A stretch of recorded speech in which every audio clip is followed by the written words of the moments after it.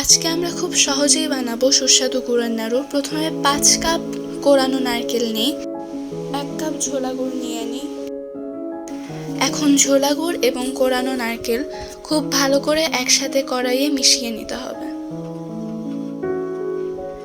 মেশাতে মেশাতে এর ভেতরে 2 টেবিল চামচ সুজি যোগ করতে হবে।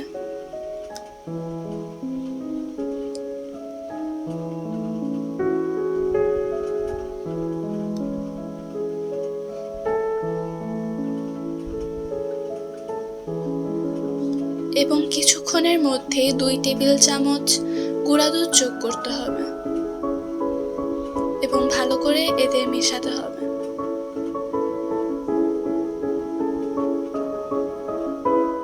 সবার শেষে খানিকটা এলাচ গুঁড়ো মিশিয়ে দিতে হবে। আমাদের গুড়ের নাড়ুর কাঁচামাল তৈরি শেষ। এবার নাড়ু পাকানোর পালা। এবার একে একে নাড়ুর ডো হাতে নিয়ে এদের গোল গোল করে পাকানো শুরু করতে হবে। এখানে যে যার নিজের পদ্ধতি ব্যবহার করতে পারবে।